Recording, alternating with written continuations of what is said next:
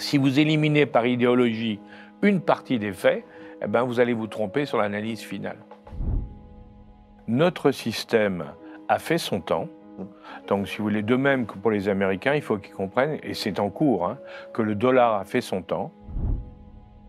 L'intelligence économique, c'est ce qui va nous permettre justement d'avoir les bonnes informations sur tout ce qui se passe, hein, au niveau des pays comme au niveau des entreprises, pour trouver des réponses les meilleures à la situation. La Pologne est très proche de l'Amérique aussi. Aujourd'hui, maintenant que l'Angleterre est partie, c'est la Pologne qui joue le rôle que jouaient avant les Anglais. Les sanctions qui ont été prises, qui ont été imposées ou poussées par les Américains, proposées par les Américains aux Européens, quand on regarde le résultat, ces sanctions ont mis en l'air l'économie française un peu, mais l'économie allemande beaucoup, puisque l'Allemagne est en récession. Mais ce qui était terrible, c'est qu'on s'est fait rouler dans la farine par les Allemands pendant des années, hein, et personne n'a rien dit.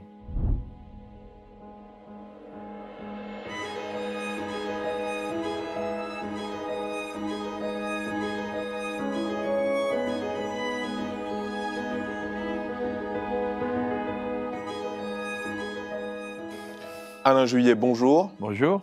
Merci de nous avoir rejoints aujourd'hui pour ce grand entretien du Cercle de la chaîne Risque Intel Média, chaîne dédiée à l'actualité cyber, géopolitique et gestion des risques. On est ravis de vous accueillir aujourd'hui. On ne vous présente plus Alain Juillet, vous êtes partout. Vous êtes même sur YouTube, vous avez ouvert une chaîne, Openbox TV, qu'on invite notre public à aller voir. Vous êtes une figure marquante du renseignement, de la stratégie économique en France. Vous avez été directeur du renseignement à la DGSE, je le rappelle pour ceux qui ne le savent pas, mais aussi au responsable chargé de l'intelligence économique au sein du gouvernement français. Vous avez contribué significativement au développement de la discipline de l'intelligence économique en France et vous continuez encore aujourd'hui à la développer. Donc on est ravis de vous accueillir pour cet entretien. On va essayer de brosser un portrait rapide de l'intelligence économique à l'heure des grands bouleversements géopolitiques. Et je commence avec une question très simple pour que nos auditeurs puissent comprendre un peu le monde d'aujourd'hui. C'est quoi aujourd'hui le grand paradigme des relations internationales qui va structurer les relations internationales? Est-ce que c'est une guerre de civilisation? Est-ce que c'est la reconstitution des grandes puissances? Une rivalité USA Amérique, Chine, l'effondrement de l'Empire américain ou que sais-je, un Sud global contre un monde occidental vieillissant. Comment doit-on voir le monde aujourd'hui? Écoutez, ce qu'on peut dire aujourd'hui, ce qui est certain, là, il n'y a pas beaucoup de tout, rien n'est jamais certain, mais enfin, quand même, il est certain que nous sommes en train de vivre une bascule entre un monde qui a été dominé par l'Occident, par les Européens et les Américains depuis Christophe Colomb, hein, depuis 1492, et qui avait imposé au reste du monde sa vision des choses. Alors avec des tensions, avec des mouvements, on a eu à l'époque le bloc soviétique, on a eu plein d'oppositions par moment, mais globalement, les Américains, les Européens ont dominé donc depuis 500 ans. Et puis, qu'est-ce qui se passe actuellement? On assiste à un changement. C'est-à-dire il y a une série de pays, ce qu'on appelle, nous, les BRICS, hein, le Brésil, la Russie, l'Inde, la Chine, l'Afrique du Sud, et bientôt d'autres pays, puisqu'il va y avoir l'Iran, l'Argentine, qui vont arriver, les Émirats arabes unis, l'Éthiopie qui vont arriver. Bon, on a ces pays nouveaux, émergents, en définitive, qui sont réunis et qui sont en train de prendre une place plus importante que nous. La dernière réunion qu'ils ont faite, les BRICS, il y a moins d'un mois, il y a un mois, on s'est aperçu qu'ils représentaient plus en chiffre d'affaires, en PIB, comme on dit, que les Occidentaux, que le fameux G7, ils étaient plus importants que le G7, qu'au niveau des énergies, ils représentaient 80% de la production énergétique, si vous voulez, et qu'au point de vue population, ils représentaient 7 milliards, alors que nous, on représentait 700 millions. Donc, tout est en train de changer, et notre problème, c'est de comprendre ce qui se passe et de savoir nous y adapter. Parce qu'il ne s'agit pas de dire c'est perdu, ça, pas du tout. Il s'agit de dire comment nous, la France, comment des pays comme le nôtre, peuvent s'adapter à cette évolution qui est réelle, qui est sûre, qui se fait.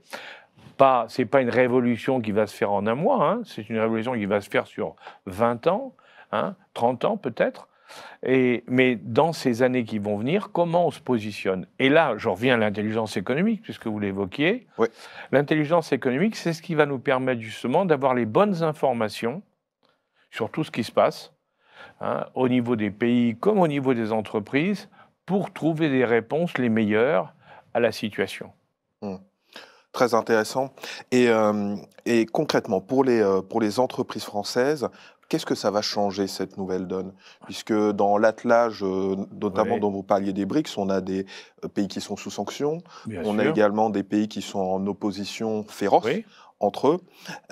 Donc c'est un attelage qui est assez hétéroclite, oui, et forcément ça a un impact sur comment on fait des affaires dans oui. ce nouveau monde. Donc comment est-ce qu'on fait, nous, Eh Français? ben, si vous voulez, ben, il va falloir qu'on comprenne d'abord que notre système a fait son temps. Mmh. Donc, si vous voulez, de même que pour les Américains, il faut qu'ils comprennent, et c'est en cours, hein, que le dollar a fait son temps. Hein. Depuis 1946, on avait mis le dollar comme monnaie de référence.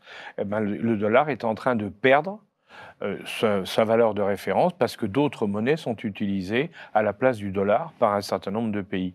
Alors, ben, ça veut dire qu'il faut qu'on change notre mentalité. Le système capitaliste, si vous voulez, qui est basé sur des grandes banques Mmh. occidentales, ne correspond plus à la réalité d'aujourd'hui.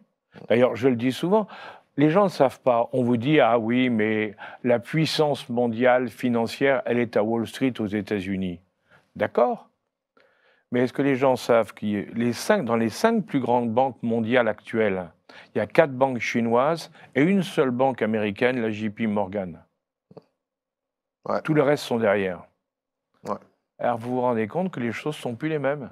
Ouais, ça annonce des changements de paradigme, Voilà exactement. Alors, assez importants, mais est-ce que les Américains seront capables d'accepter cette ah bah, c'est dédollarisation? toute Parce c'est que tout. Ah ouais, ils font tout. C'est normal, hein. Quand vous êtes le leader absolu au niveau mondial, que vous avez une hégémonie mondiale, bien sûr, hein, vous faites tout pour préserver votre hégémonie.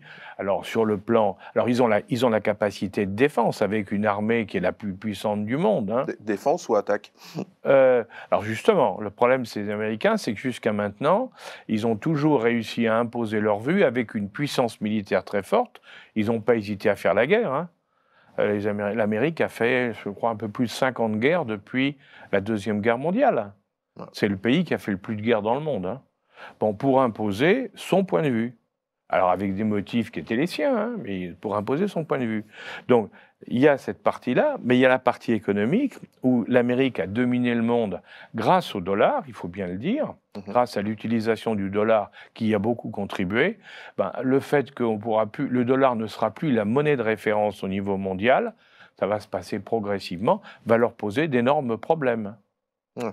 Notamment en termes de financement de la dette, Ben oui, et de parce leur que consommation intérieure. la dette américaine est très importante, elle est énorme même, mais la dette américaine, elle a été financée par le dollar, alors que le dollar étant la monnaie mondiale, eh ben, c'est tous les pays du monde qui finançaient le déficit américain.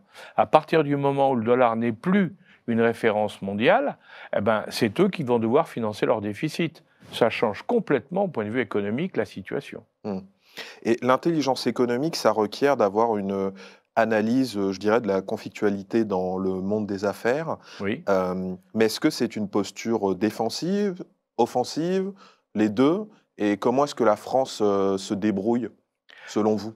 Alors, Est-ce qu'on est... l'intelligence économique, hein, elle se fait en défensive pour éviter que les autres viennent vous gagner des combats contre vous, bien entendu, mais elle se fait en offensif pour aussi trouver les moyens pour gagner contre les autres. Mm. Hein, donc, si vous voulez, c'est comme le judo. Hein, le judo, c'est offensif. Est-ce que c'est offensif et défensif? On va vous dire, ah ben dans le judo, on utilise le mouvement adversaire pour le faire tomber. D'accord, mais c'est à la fois offensif et défensif. Vous voyez? Et ben là, c'est la même chose. L'intelligence économique, c'est global, c'est défensif et offensif. Alors, ceci étant, et c'est vrai qu'en France, on a plutôt une posture défensive, c'est-à-dire qu'on a beaucoup aidé nos entreprises, on a progressivement beaucoup aidé nos entreprises à se défendre, parce qu'on s'est rendu compte qu'elles se faisaient attaquer de tous les côtés. Mais par contre, c'est vrai qu'on n'a pas une organisation offensive aussi puissante que, par exemple, les Américains ou d'autres, ou les Chinois. Mm. Hein. Et dans ce cadre-là, donc aujourd'hui, on a le 6. ou Oui, CICE en France, dirigé par Geoffrey Célestin Urbain. oui, tout à fait. Qu'est-ce que vous pensez de son travail, enfin, pas personnellement, Ah, mais moi, du je travail pense du qu'ils CICE? ont, je crois, si vous voulez, depuis la création de l'intelligence économique dans le gouvernement, hein, Ouais, je pense que le CICE actuel fait un excellent travail. ouais, Vraiment, quand je regarde tout ce qui s'est passé avant et tout, je pense qu'ils font un excellent travail. Ils ont de très bonnes relations avec les entreprises. Ils essaient d'exploiter tout ce qu'ils apprennent et d'être efficaces. Et je remarque d'ailleurs que ces derniers temps, il n'y a pas eu de grosses surprises ou de gros scandales qui ont éclaté d'entreprises françaises qui ont été récupérées sans qu'on ait rien vu. Non. Donc, non, ils font du bon travail. Je crois que là, il faut le dire parce que tant mieux, parce qu'en effet, c'est un travail qui est pas toujours, ah non, mais c'est pas hem reconnu parce que c'est du travail défensif, si vous oui, voulez. Et les gens ne le voient pas. mmh, Si vous voulez, quand vous évitez à une entreprise de se faire prendre, personne ne le voit. Ce qu'on voit, c'est quand l'entreprise se fait prendre. c'est vrai. Eh oui. Alors là, on en parle, on dit ah l'État est nul. Mais quand l'État défend ses entreprises pour qu'elles ne tombent pas, eh ben, il faut le dire aussi. Mais là, les gens ne savent pas. Ouais, c'est ce paradigme des trains qui n'arrivent pas à l'heure et dont on Exactement. parle toujours. Et dans cette nouvelle donne, dans le cadre de l'Europe, et même, je dirais, de nos alliances traditionnelles, qui sont à nous, la France, nos alliés, qui sont nos ennemis éventuels, nos concurrents, dans ce monde qui vient? Ah, écoutez, là, je prendrais une phrase qui était du général de Gaulle, mais il n'y a pas que lui, d'autres l'avaient dit avant lui, c'est qu'un pays n'a pas d'amis. C'est clair. On peut avoir des ennemis, on peut avoir des concurrents, on peut avoir des partenaires temporaires, mais on n'a pas d'amis. Dans le monde actuel, alors c'est particulièrement vrai dans le monde actuel, hein, avec la circulation de l'information, avec tout ce qui se passe, avec je dirais la mondialisation, a encore aggravé la situation. Aucun pays n'a des amis. Mmh, Chacun essaie de défendre son intérêt pour de multiples raisons, parce que son intérêt, c'est l'emploi chez lui, c'est le niveau de vie chez lui, c'est le développement des technologies, c'est l'avenir. Bon, il y a plein de choses qui jouent. Et donc, il faut être là-dessus, il faut être très clair, hein. On peut avoir des alliances conjoncturelles pour une durée limitée avec les uns ou avec les autres, mais il ne faut pas se faire d'illusions. On est tout seul face à la meute, c'est d'accord. clair. Et dans ce cadre-là, est-ce que la solidarité européenne est un axe, stratégique, souhaitable, viable, réaliste? Alors très franchement, moi, bon, et pourtant je crois que l'Europe est nécessaire, hein, mais franchement, alors là, il n'y a aucune solidarité européenne en ce qui concerne l'industrie. D'accord. Mais justement, ça m'amène à ma question, d'après. Donc pour préparer cette interview, je suis tombé, hein, sur ce rapport de l'École de guerre économique sur, Oui. les ingérences, a priori allemandes, Ah oui, en oui, France pour, miner, la filière nucléaire française. absolument. Heu, C'est un cas d'école, c'est vraiment un cas d'école, voilà. Est-ce que vous hein. pouvez nous en parler un peu et qu'est-ce que vous en pensez de ce rapport et de cette action? Est-ce qu'on nous a menti sur le couple franco-allemand? Est-ce que Non, alors, si vous voulez, alors cette affaire-là, d'abord pour expliquer pour nos auditeurs, hein, oui, cette affaire-là est simple. En définitive, le rapport de l'EGE montre que le gouvernement allemand a financé à travers deux fondations allemandes très connues, Heinrich Böll et une autre, bon, deux fondations importantes. Il a donné de l'argent à ces fondations pour qu'en France, elles véhiculent une vision et elles fassent une propagande antinucléaire pour que les Français n'aient plus un avantage concurrentiel par rapport aux Allemands sur le plan industriel en ayant de l'électricité moins chère grâce au nucléaire. Car c'est ça le truc. ouais, Les Allemands veulent être les leaders européens au niveau industriel. Nous avions une compétitivité meilleure qu'eux sur l'électricité grâce au nucléaire, puisque notre nucléaire était moins cher, pour nous produire l'électricité moins chère qu'eux avec le gaz. Hein, donc qu'est-ce qu'ils ont fait? Eh bien, ils ont froidement saboté l'industrie, fait des campagnes de sabotage, de dénigrement de l'industrie nucléaire en France. Et alors on découvre que ça a été fait, comment? Par ces deux fondations allemandes qui ont financé les grandes ONG françaises antinucléaires que tout le monde connaît, hein, et qui étaient donc payées par l'Allemagne pour démolir le nucléaire français. Et ils y sont arrivés. puisqu'on a supprimé le grand projet qui était pour l'amélioration du nucléaire avec une centrale qui allait détruire justement les résidus nucléaires qui existent. On l'a vu avec l'arrêt de la centrale de Fessenheim, on l'a vu avec la décision d'arrêter des quantités de centrales en France, jusqu'à cette année, où là on s'est rendu compte que les prix de l'électricité ont explosé en payant l'électricité gazière allemande, hein, et là on a dit mais alors ça va pas du tout. Mais ce qui était terrible, c'est qu'on s'est fait rouler dans la farine par les Allemands pendant des années, hein, et personne n'a rien dit. Alors, je reviens au couple franco-allemand. Le couple franco-allemand, au départ, conçu par De Gaulle et Adenauer, c'était de dire il faut que ces deux pays arrêtent de se faire la guerre tout le temps et qu'on se mette d'accord entre nous. Donc, on va essayer de s'entendre. Et c'est vrai qu'on s'est entendu, on peut dire, jusqu'à l'époque du président Mitterrand. Hein, quand Helmut Kohl et le président Mitterrand se sont tenus par la main à Verdun. Jusque-là, on peut dire qu'il y a eu effectivement une vraie collaboration. Depuis, c'est fini. Il faut dire la vérité.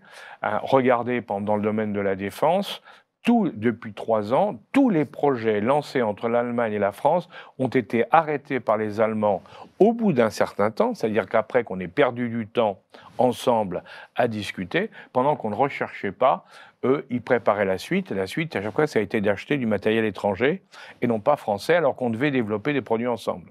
Hein, c'est flagrant. Dans la défense, il n'y a plus qu'un projet actuel, c'est le SCAF, c'est le futur avion de chasse. Et là aussi, on a de plus en plus de doutes parce qu'ils sont en train de prendre des contacts avec d'autres et on le sait. Donc, non, je crois qu'il faut être raisonnable.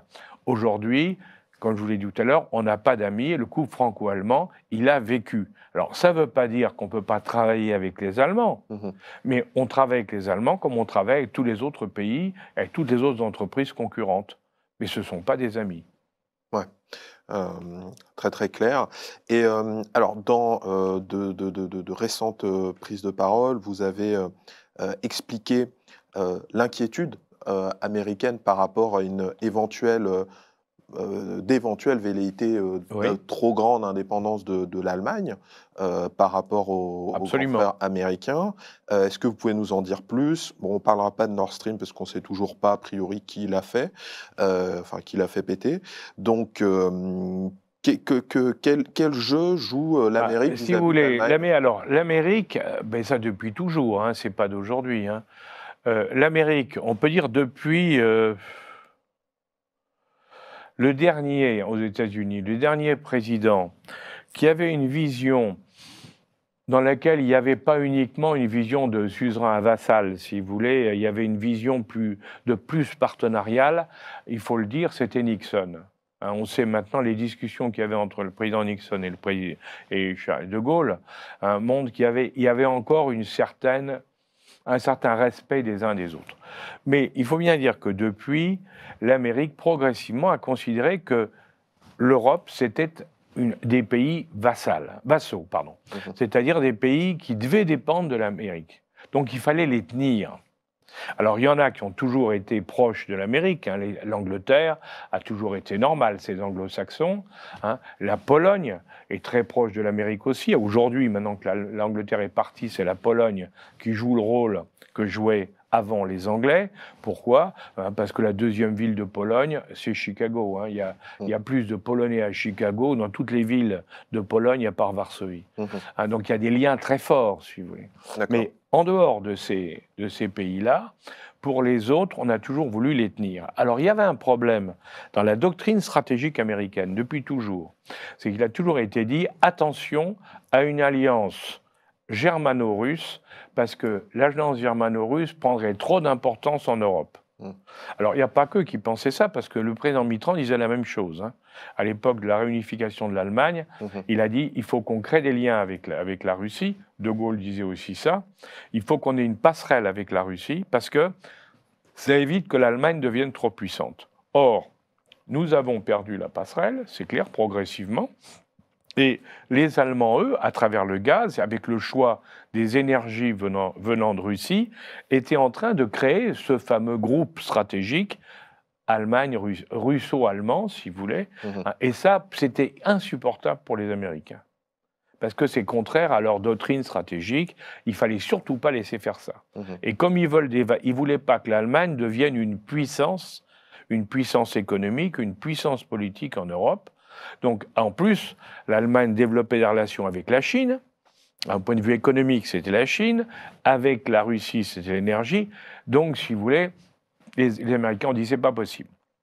Donc, dans ce qui s'est passé dans l'affaire de la guerre en Ukraine, les sanctions qui ont été prises, qui ont été imposées ou poussées par les Américains, proposées par les Américains aux Européens, quand on regarde le résultat, ces sanctions ont mis en l'air l'économie française un peu, mais l'économie allemande beaucoup, puisque l'Allemagne est en récession. Donc ça veut dire que l'Allemagne n'est plus une puissance qui est en train de devenir une puissance extraordinaire, même si on a annoncé récemment qu'elle est devenue 3e puissance mondiale parce que le Japon baisse, mais c'est pas ça qui est intéressant. Le Japon, il est en baisse, l'Allemagne est en récession. Ce qu'il faut voir, c'est celles qui montent et qui vont dépasser l'Allemagne dans les mois, les années qui viennent, comme l'Inde ou les autres. C'est ça qui est important. Eh bien, on voit donc, on a aujourd'hui une Allemagne en grande difficulté, et ça plaît aux Américains, parce que du coup, l'Allemagne est aux ordres. Ouais.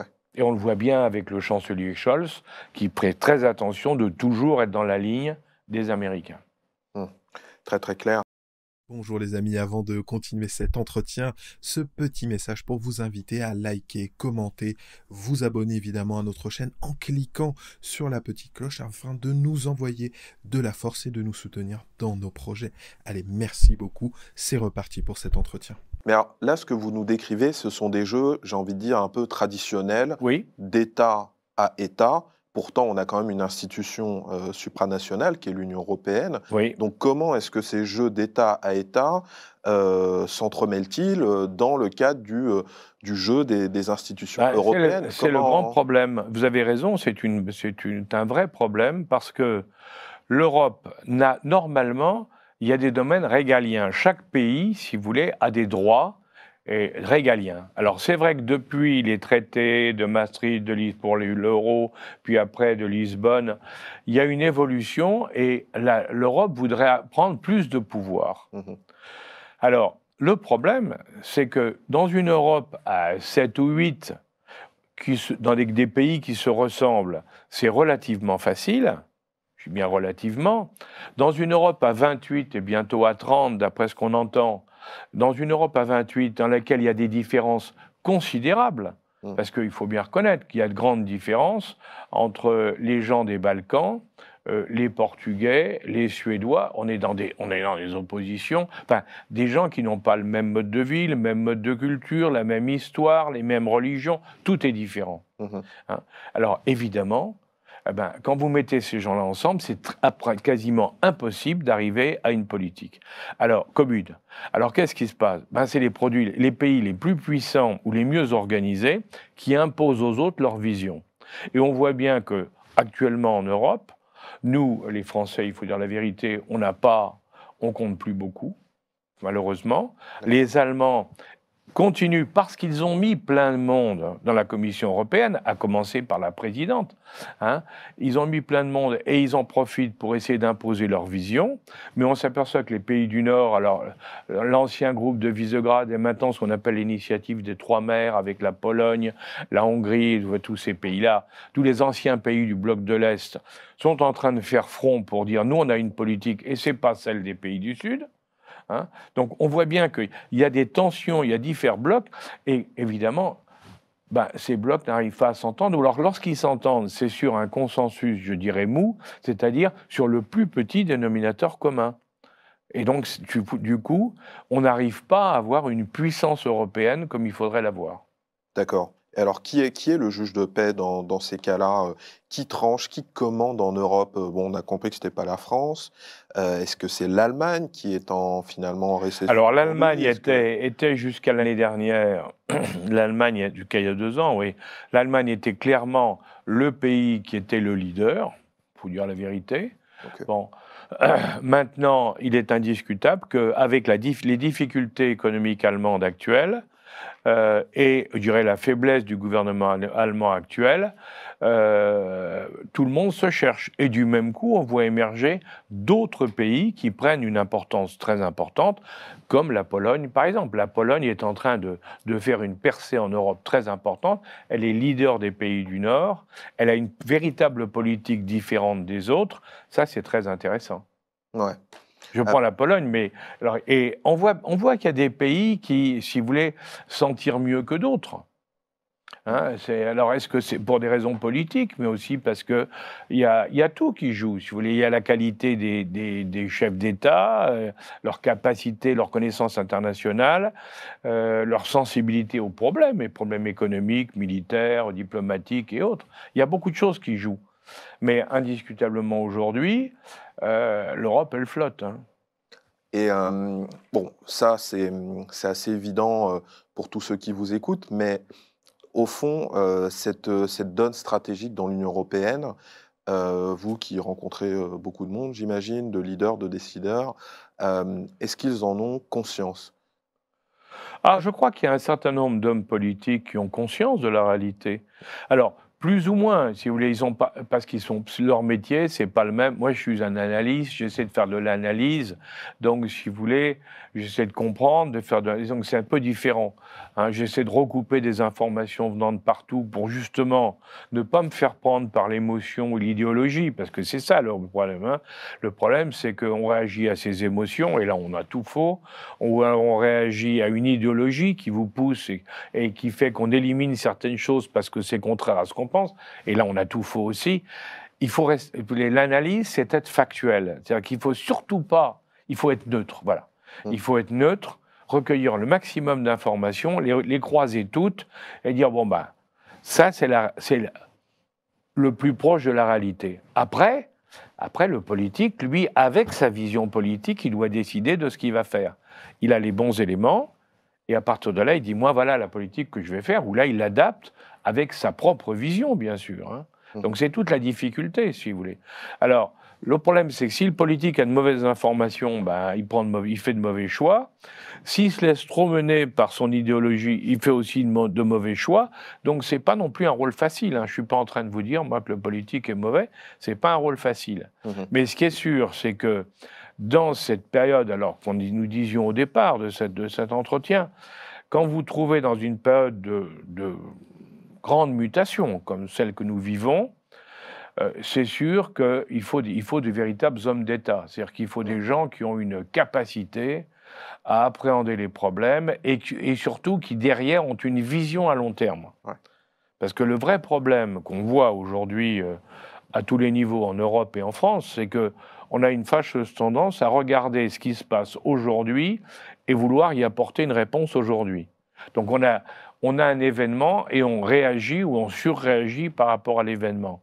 Or, la vraie politique, ça on l'a appris avec tous les grands politiques français ou autres, ou étrangers, hein, c'est d'avoir une vision à long terme. Si vous voulez créer l'espérance dans un peuple, il faut lui donner une vision, lui dire voilà où on sera dans 10 ans et on va tous se mobiliser pour y arriver. Alors là, tout le monde y va. Mais si vous réagissez sur le moment en disant il s'est passé ça aujourd'hui, je réponds demain, non, c'est pas le problème, ça mobilise personne. Et en plus, il faut bien dire la vérité, nous sommes dans un monde de plus en plus chiffré. Hein, on sort des chiffres dans tous les sens, mais on ne fait pas rêver les gens avec des chiffres. Ouais. On fait rêver les gens avec de grandes idées, avec des principes, avec des valeurs, c'est autre chose, si vous voulez. Et c'est tout le problème qu'on a actuellement dans les populations européennes. On sent qu'elles flottent, elles ne savent pas où elles sont. Hein, et la montée dite des extrêmes dans tous les pays, hein, on vient de le voir aux Pays-Bas, on le voit dans le Nord, on le voit partout. Ouais. Hein, on l'a vu en Italie, on le voit partout, c'est en train de monter de partout. En réalité, c'est quoi ? Ben, c'est parce que quand vous regardez, ce sont les seuls qui ont une vision qu'ils affirment. Les autres fluctuent au gré des vents, alors qu'eux, au moins, ils ont un cap, ils ont un objectif. Et ça, c'est la vraie réponse politique au problème actuel. Ouais. Ben, la question se pose justement, puisque quand on voit la Chine qui a un Oui. plan de développement. Exactement, la Chine, ça fait.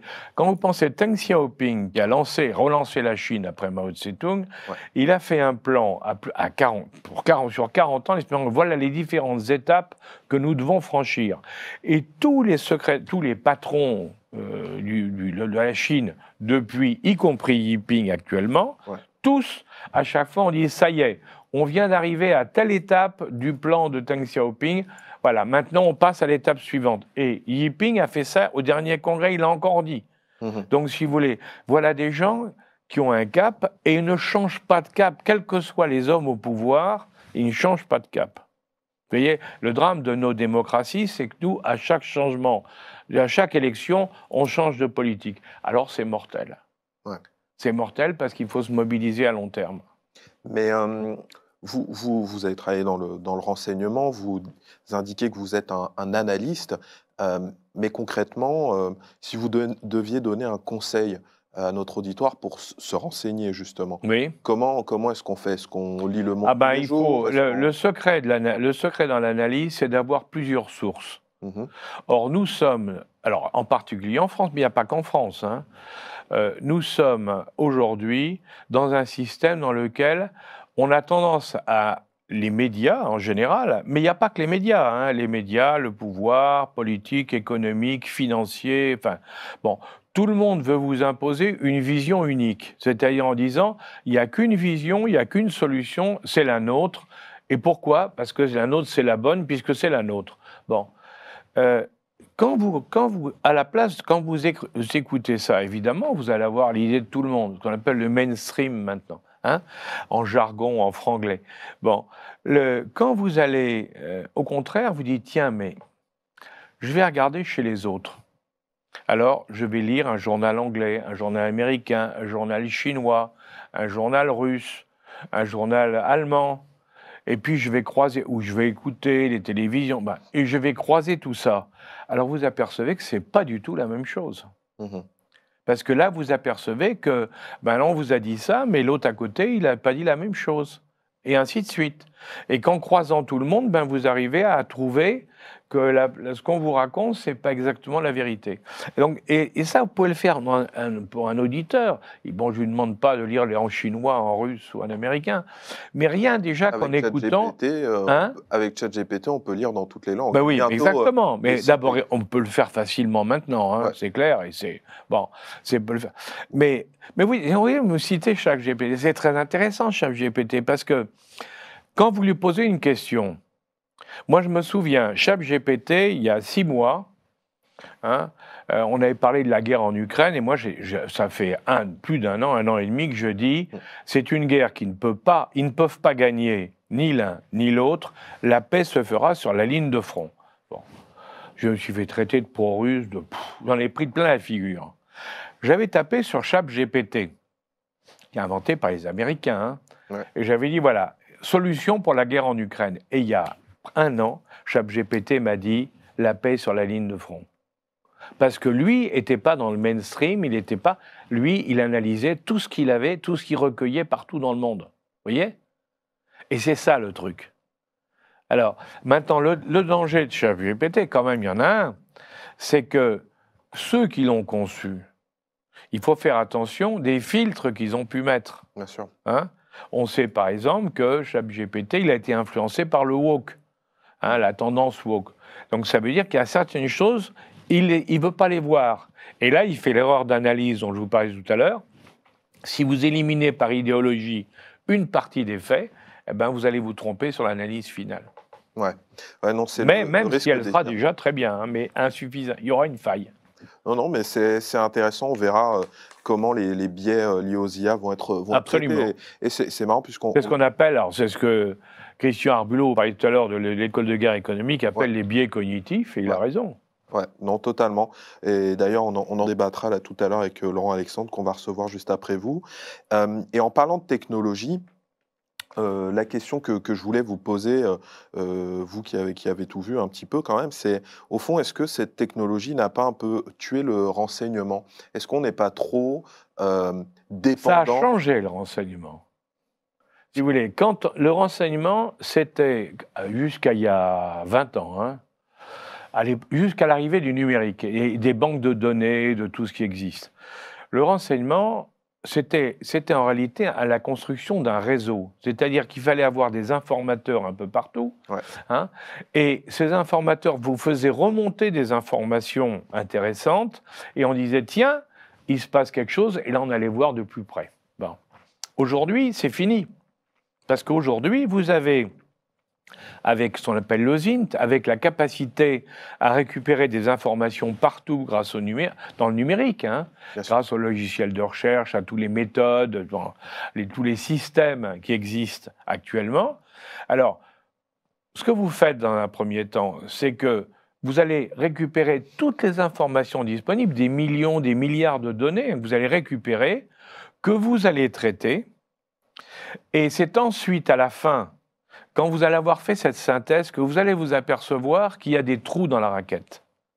Hein, parce que les informations, tout ne passe pas. Et c'est sur ces informations qui manquent que vous allez utiliser ce que nous, on appelle le renseignement humain. C'est-à-dire qu'on va prendre des gens, on va aller voir des contacts, on va utiliser des réseaux. Mais alors qu'avant, si vous voulez, on a inversé la technique. Ouais. Avant, on avait quelqu'un qui vous alertait et à partir de là, ensuite, on allait recueillir un maximum d'informations. Maintenant, on recueille un maximum d'informations et ensuite, on envoie des gens chercher des choses précises. Donc, si vous voulez, c'est complètement inversé depuis 20 ans. Alors, ça s'accélère.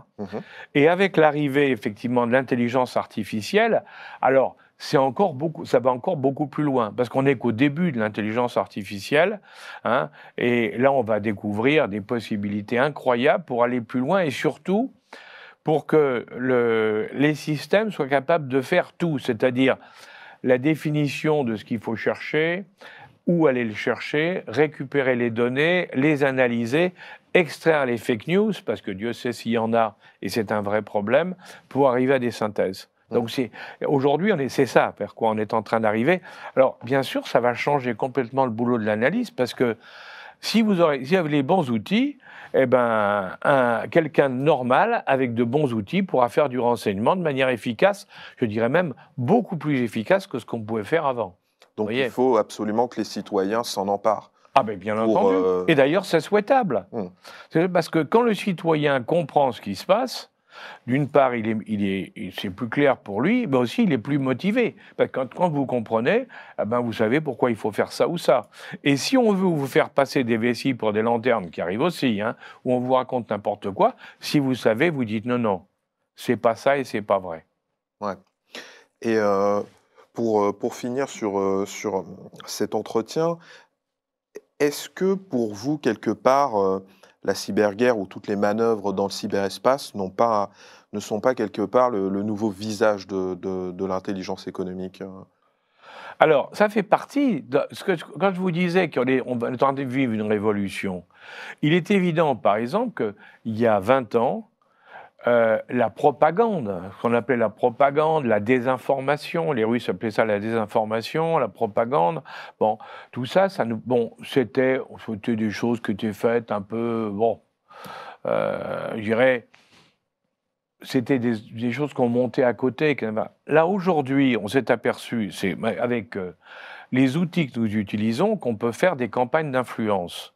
L'influence, c'est de la propagande, c'est de l'information, mais qui sont faites alors à un niveau beaucoup plus important, parce que maintenant, on le voit dans les entreprises, contre d'autres entreprises, on le voit dans les États, on le voit dans quantité de choses.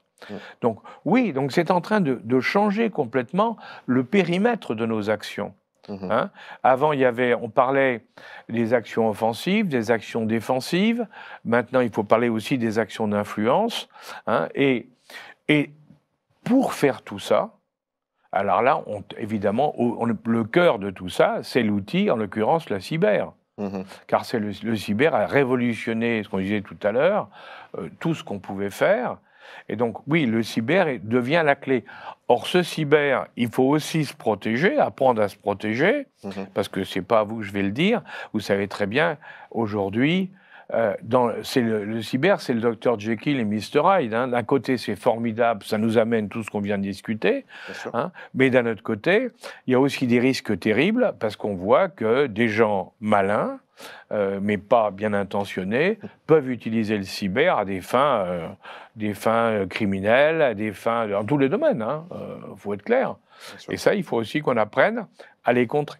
Donc, à côté de cette partie formidable développement de l'intelligence économique et du renseignement en général, d'un autre côté, il faut qu'on apprenne aussi à faire un développement très important également de la lutte contre les dérives de la cyber, parce que Dieu sait s'il y en a, et il va en avoir de plus en plus, parce qu'évidemment, c'est très tentant à tout point de vue. Hein. Bien sûr.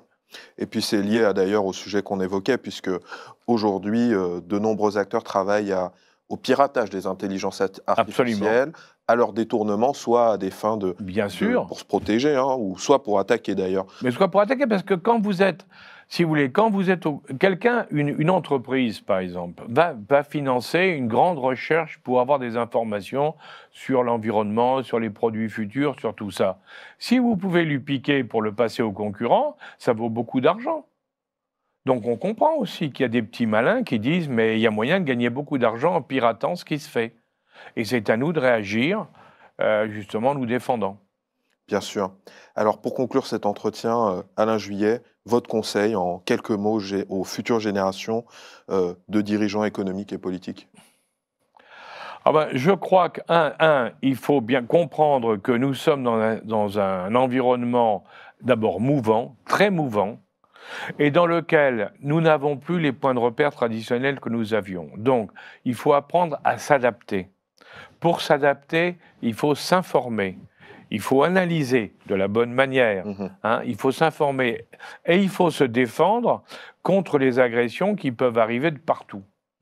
Donc, à partir du moment où un entrepreneur est capable de faire ce processus, qui n'est pas impossible, loin de là, hein, chacun peut, et en plus adapté à son niveau, parce qu'évidemment, ce n'est pas la même chose dans un très grand groupe, dans une petite PME, mais toutes sont concernées. Tout le monde est concerné par cette évolution, tout le monde est concerné par les conséquences de cette évolution dans tous les domaines, et donc tout le monde doit apprendre en comprenant. Et c'est surtout ça, le truc.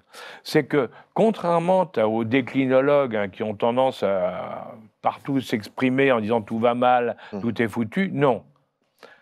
Là où il y a crise, il y a toujours opportunité.